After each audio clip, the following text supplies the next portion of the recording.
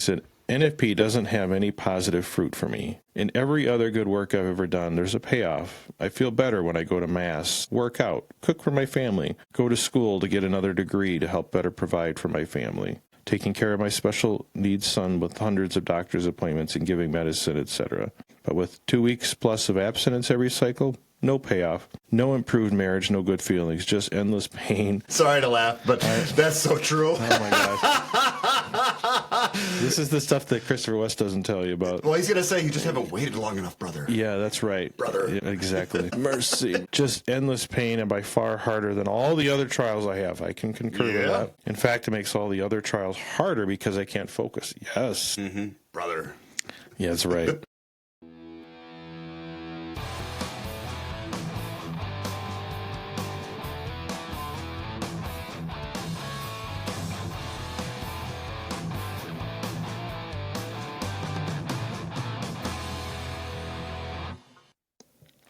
Welcome back, everyone. Craig and Jonah here today. How are you today, Jonah? Doing good. Feeling good. Yeah. Doing well. Just, I don't know. Just living In the zone right now. You're in the zone, living the dream. Yeah, I think so. How about you? You there? I don't know. You're living. I don't know where there is, but it's a lot better now than it has been in the past. That's All right. how I look at it. Well, that's good. So now it's just this kind of this race between being, aging out, and I don't know. Pilot says I'm crazy, but I'm telling you, the old man syndrome is a thing, It's and kicking in, huh? And I'm not complaining, really. All right. Just going to let it die. Maybe here's an example. All those raging hormones and all that are more of kind of a background annoyance to me now. Okay. I don't think they really cause me to be like kind of maybe my wife would disagree, but I don't think I turn into the crabby, irritable guy to my kids and stuff that I used to be. No kidding. Yeah. Overcoming it. I don't know. I mean, I just think it's just not at the same temperature it used to be. No. So I don't know. I'm happy about that. I mean, I still don't enjoy the abstinence periods. Yeah. But like I said, it's becoming more of an annoyance than just a constant raging battle for me, is the way I would describe it. Well, that's good. So everybody has something to look forward to. Yeah. Yeah. Pretty much you'll just be gently grumpy all the time and not chronically, and you won't be a hostile member of your household, hopefully. That's my theory, but this is we don't have a lot of data. Sample size of one. Yeah. And a sample size of one for about 2 months now, 3 months now. So all right. But I was out of town for work last week, so if you guys haven't checked it out, I recorded an interview with my wife last week. And she chose to sit on this side of the camera as well. Yeah, she's got much better sense than I do. She would say that too. Oh yeah. See, this is where you and I disagree. See, I don't think I can get that lady to lie about anything. And sometimes I wish she would, just a little bit. Just humor me. Yeah. Throw a slightly exaggerated comment my way once in a while, compliment. Yeah. But whatever. Yeah. Well, I don't, maybe it'll come one day. But she came on, and I initially, because it wasn't going to work for you, because I was out of town for a week, and I was like, well, I can either live stream and I had an idea. I said, hey, you want to come on the podcast? And she just said nothing for a while. I was like, well, hey, we got an opportunity here. She didn't say no. She didn't say no, and she didn't fight me hard about it. I mean, I don't think she really wanted to, but it was great. It was a great conversation. I think some of the people in our Discord community were surprised that, given my level of hostility towards some of this stuff and the NFP stuff, they were expecting a little more of that from her. My wife mostly likes it all. She hates the failure rate, yeah, and the uncertainty sometimes, but the abstinence, all that is no big problem for her. But you enjoyed it, the interview? Mm-hmm. That's good. It's going to be a round two someday? I think so. That's good. Yeah, I think so. So it was, it's always a little bit unnerving about what I might stumble into, and that carries over. But Yeah. we were just going into the long abstinence period, so I figured I had 2 weeks to recover. You had nothing to worry about. I had nothing. Yeah, nothing to lose. Be long forgotten. Yeah, women don't hold grudges or anything. Not like at that. all. That's for sure. it's forgotten. Not for the rest of their lives. No. Yeah, So that I like knew that. I was safe. I knew I was safe if I made a mistake there. So anyway, but no, yeah, it was good. So if you guys haven't checked it out, I think that was 308. So this should be 309. Yeah. So now it's your wife's turn. Yeah, maybe someday. I don't know. Maybe we get all four of us on. Boy. Yeah. I don't know. Like you said, you kind of worry about what you're going to stumble into. I think Jonah 2.0 suggested we get like 3 or 4 wives on there. Just now, I'm kind of afraid of what they might say then. So careful. Gang up on you. Yeah, careful what you ask for. That's true. But yeah, if you guys like that, let us know in the comments so I can persuade her that it's a good idea to do it again. So, but yeah. So anyway, yeah. So I was out of town for a week, and I tell you, I don't know. I think it's a combination of old man syndrome and just extreme stress. But I did nothing but work and sleep. That's good. Watched a little baseball, but not a lot of it. Yeah. And I don't know. Yeah, you sound like an old man. I am. Yeah. And I'm kind of enjoying it. That's good. Yeah.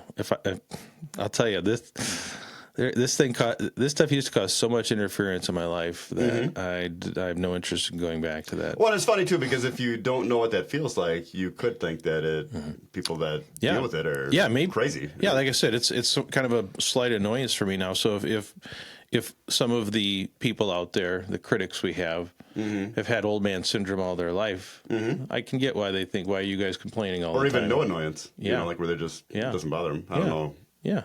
how many guys it affects, but Yeah. seems like some. You have old man syndrome. Yeah. So Yeah. Although Pilot's not old enough. I guess not. He's drinking from the fountain of youth somewhere. It's called his wife.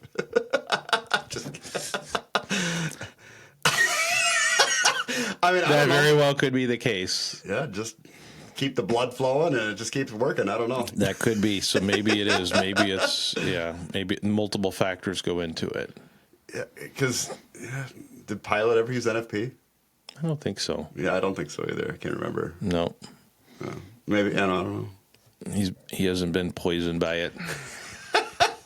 Speaking of poison, about NFP, we've gotten a number of messages recently, and people in our Discord community that have come in and stumbled upon us, hopefully through the grace of God and not something else, but talked about how, same story, same level of frustration, and basically they say you go anywhere else and it's, suck it up and deal with it, man, attitude, right? Yeah. And we've been criticized for not having enough of that in this place, and so be it. But, so they find a safe harbor, at least a place to talk and speak openly, and not getting, having your comments deleted on Reddit and stuff. But we had one guy, he said I could share this story. He said, about 2 weeks ago, this is a little bit long, but I think it's worth reading. About 2 weeks ago, I stumbled upon your podcast, and I'm enjoying the heck out of it. Hearing Craig tell all of his struggles, he said, which I can relate to 100%, and hearing Jonah laugh hysterically at his descriptions of suffering has really cheered me up. So glad. All right. We can suffer together. That's right. A little about me, in case you're interested. Married 15 years, devout Catholic, 4 kids. One has severe autism. He says he has a great wife. They used to talk at pre-Cana about NFP and say basically parroting Christopher West talking points. He said, long story short, for the entire marriage, I've been bouncing between a happy man during the infertile times and a completely miserable man during the fertile times. Sounds familiar? Sounds familiar. Yeah. You're not alone. And this is, I think, is interesting. He said, NFP doesn't have any positive fruit for me. In every other good work I've ever done, there's a payoff. I feel better when I go to Mass, work out, cook for my family, go to school to get another degree to help better provide for my family, taking care of my special needs son with hundreds of doctor's appointments and giving medicine, etc. But with 2 weeks plus of abstinence every cycle, no payoff, no improved marriage, no good feelings, just endless pain. Sorry to laugh, but that's so true. Oh, my gosh. This is the stuff that Christopher West doesn't tell you about. Well, he's going to say you just haven't waited long enough, brother. Yeah, that's right. Brother. Yep, exactly. Mercy, mercy, mercy. Just endless pain, and by far harder than all the other trials I have. I can concur with that. In fact, it makes all the other trials harder because I can't focus. Yes. Brother. Yeah, that's right. I always tell my wife that I can't be expected to turn my affection on for her on and off like a switch. Historically, she turns her off and doesn't touch me or let me touch her in phase 2. And we grow apart and snippy with each other until phase 3 when she lets me turn it back on because she's truly a good person and wants me to be happy. But this is not a blueprint for a successful marriage, so thanks a lot. I'm going to leave that comment out. Things have taken a turn for better lately, partly thanks to you guys. So anyway, thanks for what you do. I look forward to new episodes. So, wow, well, that's great. Thank you. Yeah, I mean, the suffering that I went through in my marriage because of abstinence wasn't really totally related to NFP. It kind of was, though. And, I mean, it generally was, I guess. She didn't want to get pregnant, and so it was, yeah. Didn't have a real sure method not to. Yeah, and, but, man, it's painful. And it does change your marriage, and it does not make it better. But I know Christopher West would say, oh, the fruit is coming. Yeah. I mean, I know that's what he'd say. Or the fruit is there and you just don't see it. Oh, yeah, it tastes so good you don't even know it. See, I think this is the fundamental issue is more and more, I'm skeptical of the idea that a marriage is supposed to be under this kind of constant duress. I agree. I think periods of it is one thing. You have a baby, postpartum, one thing. Life presents some significant challenge, whatever. But it shouldn't be baked into the fabric of the marriage. Because, like he says, you may have a child that gets sick, or a parent that gets sick, or a spouse that gets sick, and those times come, and those crosses are going to be there. But most of us understand that those things happen, and those crosses can be joyfully carried. This stuff is different. This is eroding the very core of what you need as a couple to be able to fruitfully deal with those crosses when they come, and also enjoy the good times together. And I just doubt that God would want something set up that's virtually impossible, to create a happy marriage. I mean, I don't know, and maybe it's heretical to say it, I'm sorry, but I just don't understand how it's supposed to work otherwise. And this is where I really think it's not just the NFP rules or the no contraception rules, but it's them plus the other stuff. So from my perspective, the biggest challenge to marriage is kind of what the biggest cause of friction in Catholic marriage is kind of what he talked about, where during the fertile times when you can't engage in the marital act at all, you literally have to shut off your affections because you also have to be careful not to do other things, either by yourself or with your spouse. That's that whole thing where I'm supposed to just suddenly just repress all that for 2 weeks and not have it interfere with my attitude, not have it interfere with my relationship. I don't see how any of that actually makes sense in the context of a real marriage. Yeah. I mean, tensions build, and like you said, you snip with each other, and it's almost unavoidable. Yeah, and that's why this is why I sincerely think that if it can be looked at, the church needs to look at if a couple could continue other types of physical affection, including sexual affection outside of the marital act during those times, then it's fine. I think it's still sacrificed to some extent. Oh yeah, right. It's not People aren't just going to start doing. No. No. Right. But what it allows you to do is to continue having that affection, showing that affection, and maybe showing that affection in different ways. Mm-hmm. But you're not paranoid about creating this bottled up energy that's going to spill out. And frankly, in our house, doing other things gets us a lot closer to having a baby sometimes than just living in pure abstinence. I mean, it creates a risky environment. Yeah. So, yeah, exactly. Right. I think it's either those kinds of things, other forms of intimacy have to be allowed for a married couple, or polygamy is supposed to be the normal. And I mean, that isn't, I think in the New Testament even says that only priests shouldn't have more than one wife. Mm-hmm. So. Oh, golly, we're pro polygamy now. Huh? I'm not saying that. I'm just saying I'm open to the idea if those are the strict rules. Well, it's been a while, but I posed this Twitter question a long time ago. And I asked my wife, I said, if you had to choose either between being subject to the marital debt or polygamy, she chose polygamy in a heartbeat. Yeah. Huh? So maybe she just wants to shop it a little bit, or well, yeah. She probably just wants another female voice around. Maybe I don't know, but can team up on you. Yeah, right. But I think not in a good way. I guess I don't know.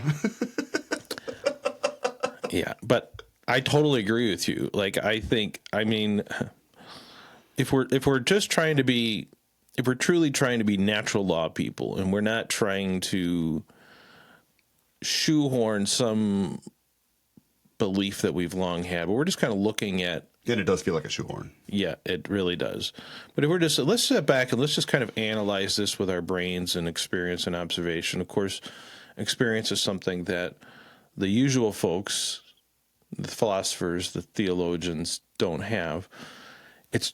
I really can't understand how you can explain. I mean, I can sort of wrap my head around the idea that no contraception, and my wife, sure, she's fine. Completely fine with that. I have no problem with that either. Right, but when you start saying, "Oh, even though you're married, you can't do other things, you can't frustrate the ends of these other things, even though it's perfectly fine to be completely abstinent. You can massage every part of your wife's body except for one." Yeah, I'm sorry. You're not going to be able to explain to me that makes sense from a reason standpoint. If there's other justifications for it, fine. But this idea that is a natural product of reason and looking at the world that way, I'm sorry, that's bull. That's just bull. Mm-hmm. And it's these kinds of emails, my experience, and literally everyone that's been through this, I think backs up that our position is right. And I don't think you can simply, that's just concupiscence speaking, right? I mean, I think that's always that's their safety net. Mm-hmm. Yeah, it doesn't make sense. What does it always say? What does it say in Scripture? You know, foolishness to the Gentiles or something like that. And well, maybe it's just foolish. Maybe it looks foolish because it is foolish, right? Yeah. So I don't know. That's that. I just think this is just such an important topic that is causing so much like predictable suffering. Yeah, abstinence causes suffering. I don't know. Total abstinence, yes. Yeah, we haven't heard of a marriage that thrived under abstinence. Right. Right. Nobody has written to us, anyways. At best, it's a cross you carry with, occasional stumbles, maybe a lot of stumbles along the way. Mm-hmm. Right. Yeah. I don't know. It's so it's not easy. No.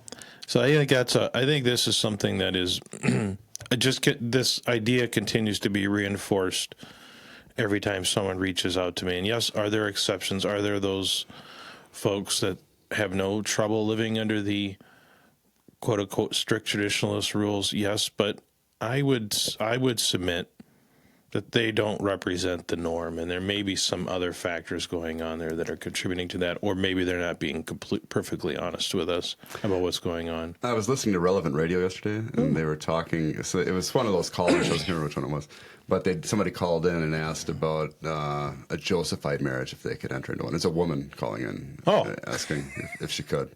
Shocking. And of course, the priest was very supportive of that, and it's like, oh my gosh. He did say, though, that I think once you're either married, spouse they can- can back out of it. Yeah, you either know? spouse has the right to back out of that. So it could be a trap.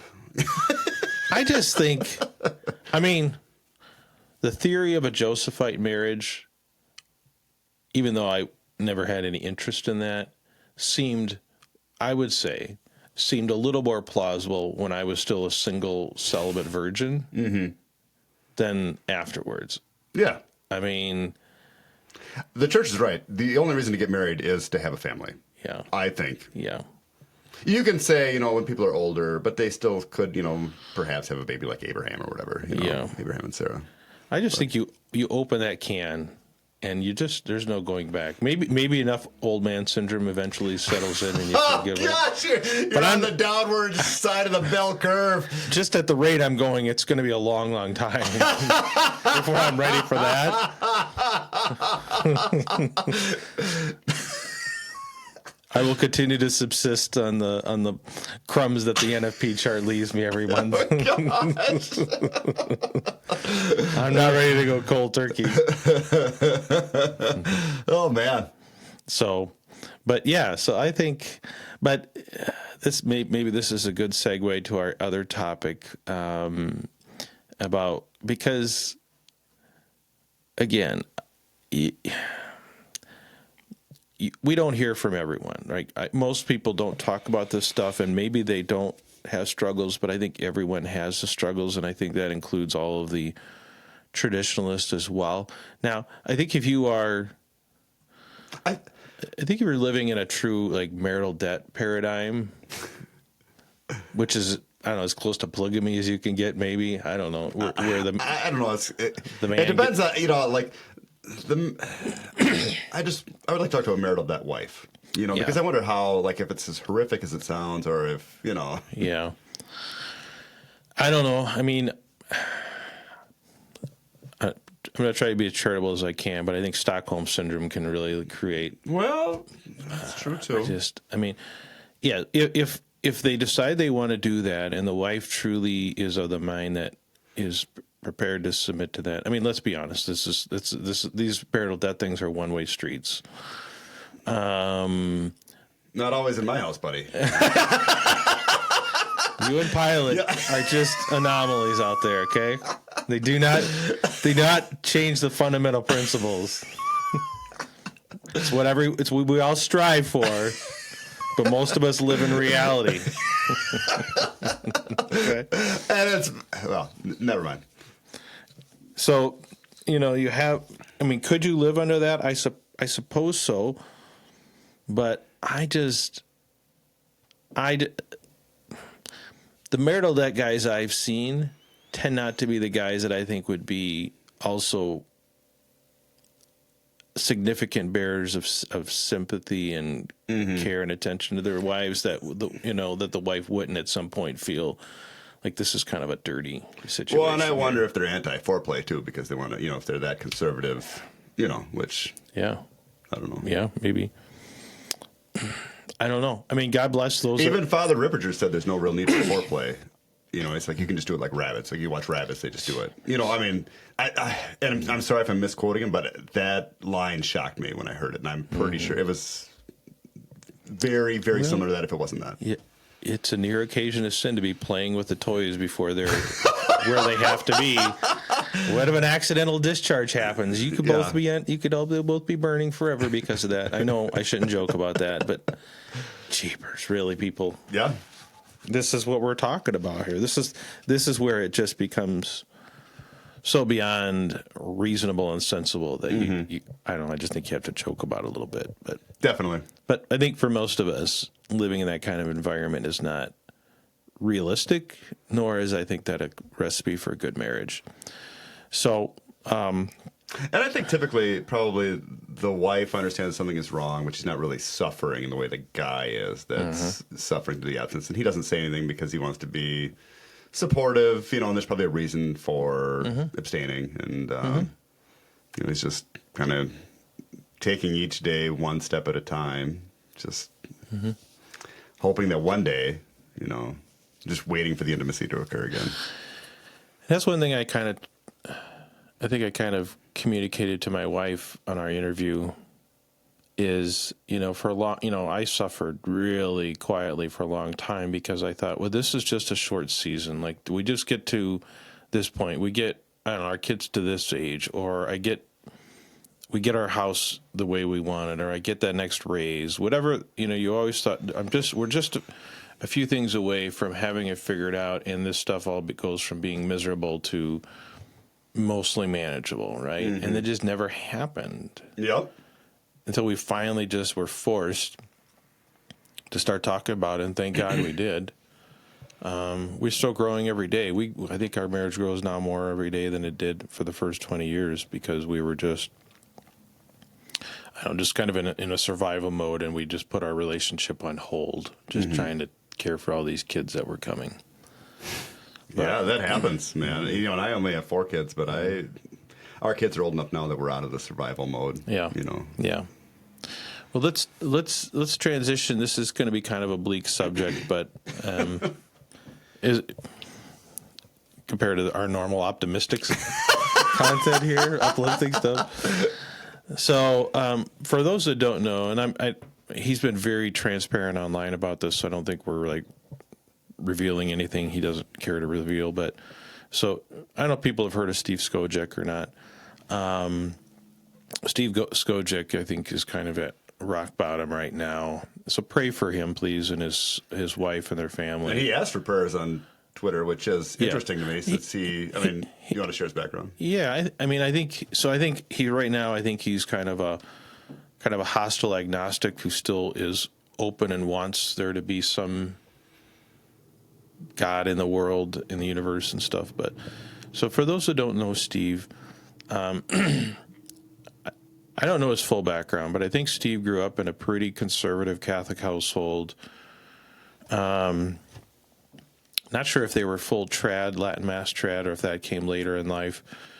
But, he became kind of a pretty popular figure. I think he started Peter 5. Yeah. It's a popular website. Maybe it still exists. I think he sold it. So I think it's still being run, but he hasn't been involved with it for a while. And at his height, he was a very well-known, he's a really good writer. Mm-hmm. You can tell, even in his tweets. Yeah, he's a very, very good, effective writer.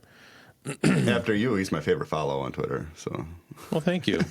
Well, you got the polls, man. All right. Yeah. So Steve, strangely enough, I crossed paths first with him on social media when he was kind of at his height of popularity and traditionalism, and was living and dying criticizing Pope Francis. Right. That was kind of his heyday. And so I think he was a full-blown traditionalist, probably going to Latin Mass, but I'm not certain about that. But Francis was kind of the lightning rod for him to really become inflamed at all the bad stuff in the church and the sex abuse scandals and things like that. I kind of reflect on my own background. Like I had a similar trajectory, but I think what saved me, I never got super hostile about Vatican II. I just don't want to think about it, like in the popes. But I had the fortune of growing up under John Paul II. So even if you're a traditionalist, it was hard not to like the guy, right? For most people. And then you had Pope Benedict Ratzinger come in, and that seemed like a step in the right direction from a traditionalist standpoint. We're like, oh, the tide is turning, right? And so that's where my evolution from traditionalist to kind of non-traditionalist happened under that. And so, and I had really kind of completely stepped away from the traditionalist bandwagon before Francis came on. So while Francis was kind of a shock to me and annoying at times, I was past the point where I was getting all hot and bothered by it. But he was kind of right in the epicenter of his traditionalist journey, and I think he just kind of couldn't handle it. Became very, very anti-Francis, anti-New Church, from a sort of a theological perspective. But in the background, I mean, he's got to be around my age, maybe a little younger. I'm not sure if he's younger or older than me. I think they have 8 kids, and like me, had kids into their 40s. And I think for all the same reasons, NFP became unrealistic or unreliable, and they had kids well into their 40s and stuff like that when they were old men like me. And so the primary reason he left the church was because of like the hierarchy or the bureaucracy or like the legalism, or what was it, do you think? I don't know, and I don't know if he knows exactly. Honestly, I'm not sure exactly. I think it's important to point out too, Steve has his own internal demons, if you will, that he fights with. I don't know that he's autistic, but I think he struggles to be consistent. I think he has ups and downs. I think he has significant swings in his mood and motivation and stuff like that. That I think, on a personal level, really created kind of upheaval in his life. There was something happened where I think one of their children, maybe their youngest child, the priest wouldn't baptize him or something like that. Oh, really? Yeah. Why? And I don't know the full story, and I don't know that he's said the whole story, but there was some conflict. Maybe at that point he was starting to, because I've always said this, people in traditionalism, I think, tend to eventually, some people stay traditionalists, but a lot of people, they find themselves at a fork of the road. And some of them, I think, come back to the center and sort of either embrace or highly tolerate the current church, and that's kind of the route that I took. And some people just completely go off. Maybe they're set of a contest for a while, but eventually I think they just completely lose it because they see some of the same issues even with fundamental traditional Catholicism. And when some of those certain things stop to make enough sense, they kind of give up on the whole thing. And I think that's kind of what happened to him. So they wouldn't allow the baby to be baptized, and that kind of started it? Or I don't know if that was the effect of what he was going through or the cause of it, or maybe both. Okay. But then I think he kind of. Well, that would, I mean, yeah. Oh, I can see how that. I think he kind of gave the middle finger to a bunch of stuff, and then that's when he really went, kind of on this trajectory he's on right now, and which I think he would describe as being agnostic and antagonistic towards the church, but also wanting to be open to being persuaded that there's still something there. One tweet of his that I think about sometimes is how he said that even though he's agnostic currently, or like, wherever he's at, not fully Catholic, he said that he was there for an exorcism one time, and what he saw defied explanation. And that's, how you wrestle with that as an agnostic, I think would be, that'd be difficult. And I would say that too. I mean, I've never gotten to the point of like despair like he has, but Really? Not about the fundamental. Okay, all right. When it comes to NFP and all this stuff, yes. His concerns are far more broad than that. They include this, like he and I. He has some great tweets about this stuff too. Yeah, so we're on the same page when it comes to like the nonsense of this structure, but his problems go way beyond that. That I don't know. I'm just too busy trying to like figure this part of my life out that I don't really spend time thinking about whether the Pope is the real Pope and all that kind of stuff. I don't worry about that either. I'm like, that's someone else is going to have to figure that out, right? God's mercy is bigger than all that, and that's all we can hope for. It sure better be. Yeah, we can only hope. So, but for him, he's just recently, if you've been following it all, his marriage is all but over. And I think the warning signs have been there for a while. He was talking about it. And he, to his credit, takes a lot of the responsibility for that because, like he said, he more so, I would say, for personality reasons. But I think his personality challenges only heightened his reaction to these moral theological struggles that he was going through. This extreme polar reactions he takes to things, and I think his wife just couldn't deal with that any longer. No. And he moved out, and and to his credit, he's not there trying to fight. Like I think he genuinely cares about his wife and his children, and sees himself as, given his current bag of challenges, is just simply not equipped to be the husband and father he needs to be.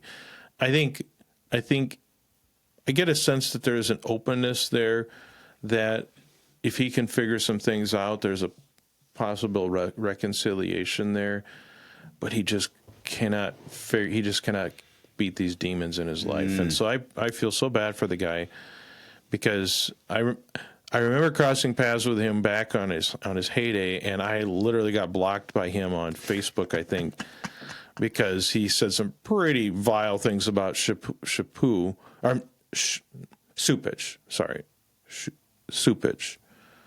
Many of those concerns I internally hold, but I'm like, you can't say that about a priest, and he blocked me.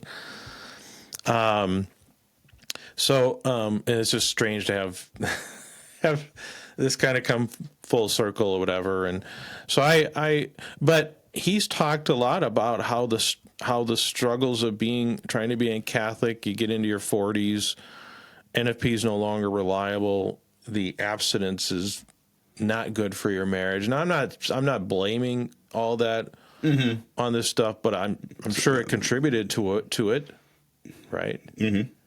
Because in the midst of your struggles, that intimate part of your household, if you're in a situation, healing part of your is not there, marriage, right? That you don't have that firm foundation that you can come back to, because you're on an island by yourself. Yeah, yep. And I think that is a real problem. That, like I said, when life throws you curveballs and you just inevitably get to this phase of your life where NFP becomes anything but reliable, and you're like, a lot of times for just health reasons, you cannot put your spouse through that. You're left choosing between completely sterile, abstinent environment, or kind of playing Russian roulette a little bit with the NFP chart. Right? Which everybody does. Which everybody does, and some of us get away with it better than others. Mm-hmm. That, I just can't help but wonder how much of an impact that made on that horrible situation that they're going through. Mm-hmm. It's a shame. Yeah. Because how long were they married? Must be 20-some years. Huh? Mm-hmm. Yeah. I think they have kids that are kind of like us. I think they have kids that are 3 to 4 years old, their youngest, and I think they have some that are out of the house or more than 18 at least. Not sure if they're living there, but so I feel bad. I feel so bad for the guy, and I just can't help but, like I said, I think